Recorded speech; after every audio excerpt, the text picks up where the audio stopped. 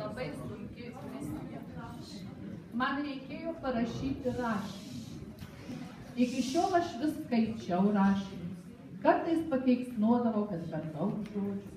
Padėjuodavau, kad per mažai jų. Bet patikėkite, kai reikėjo pačiai parašyti rašinį, buvo labai sudėtinga. Aš būdavau vienas adresatas. Dabar adresatų sėdi apie 400 šioje salėje. Bet man tik tai yra truputėlį lengvėlesnė užduotis, kadangi kalbu visų mūsų auklėtojų vardu ir mano rašinys, kurio tema langai, langai, langai, yra nuo visų mūsų, jūsų auklėtojų.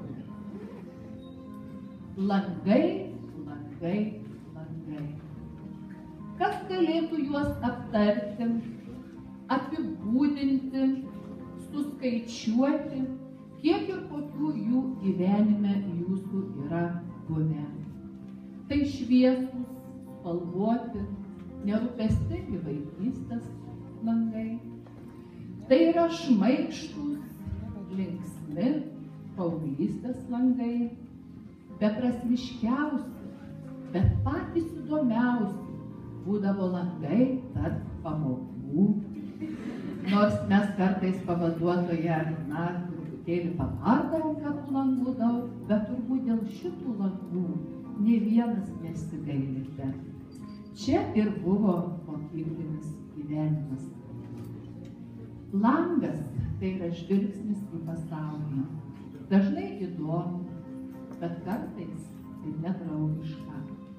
Mieli abiturientai, paskutinio skambučio tilindžiavimas pranešė, kad užtenka į pasaulį žiūrėti per nerūpestingus vaikystės langus.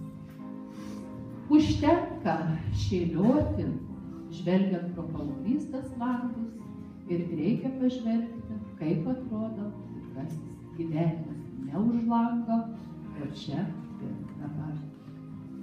Išaugote, subrendote ir pats laikas parodyti savo ir kitiems, ko esate verti. Prieš akis egzaminai, bet patikėkite, tai nėra baubas, kadangi prie to baubo pratinotės metus. Ir jeigu nors sėdėjote klasėje, tai truputėlį mokytojas padarė, ką truputėlį kitame pusė, o jūs visą tą antstatą puikiausiai pasistatysite kiekvienas atskirai. Taigi būkit atkaklūs, ryžtingi ir drąsūs. Kas yra egzaminas? Tik tai geras kontrolinis, kuriam pro langą galima pamojuoti